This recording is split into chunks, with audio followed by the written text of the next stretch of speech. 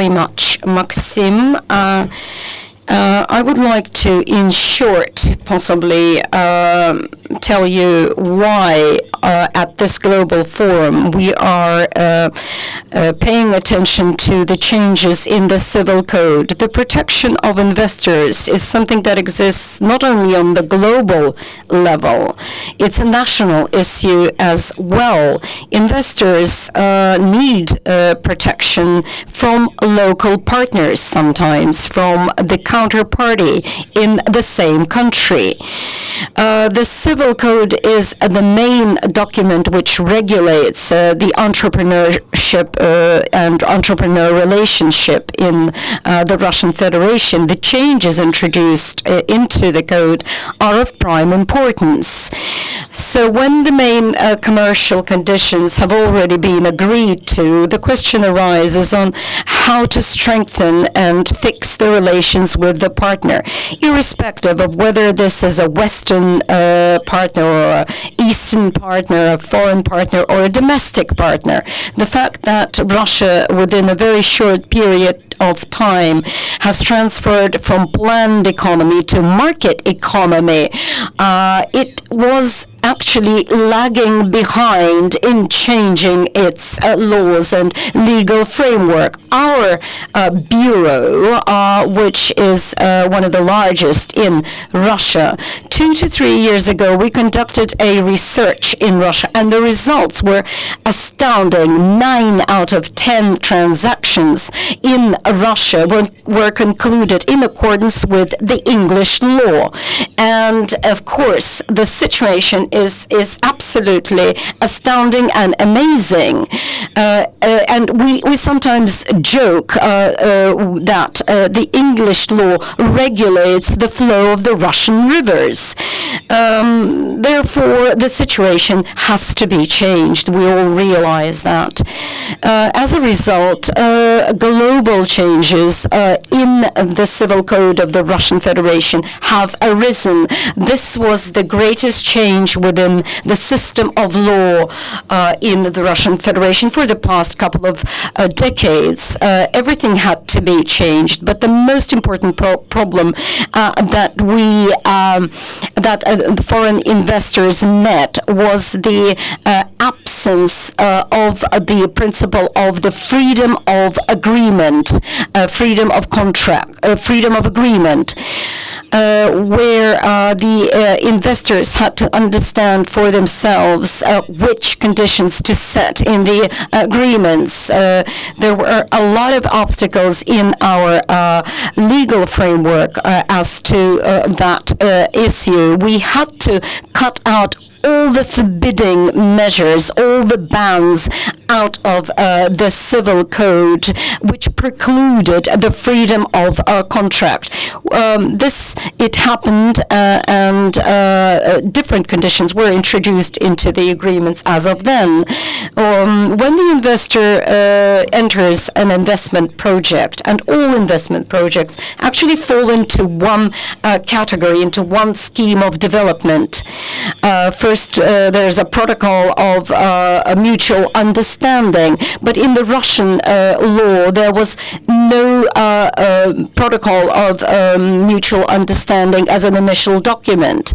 As a rule, foreign investments are made into the country in the form of joint ventures, and that was the traditional measure. The joint stock company agreements, were the basis, the foundation for investment contracts and investment transactions. There were quite a number of other obstacles in the Russian legal framework. Now it has become more flexible.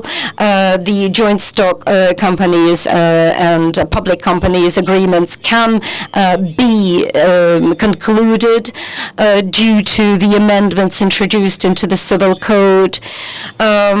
Also, the question of exit was absent from the from the agreements and from the civil code. It was also introduced, and the Russian law envisages such types of agreements which allow the exit of foreign investors from a venture. Also, we have introduced guarantees, the guarantees of agreement into the civil code. At the forum here, we've heard we do not have to invent the wheel once again. The most important thing for us to do now is to adapt to the best global practices. So when the reform of the civil code was initiated, that was our main priority.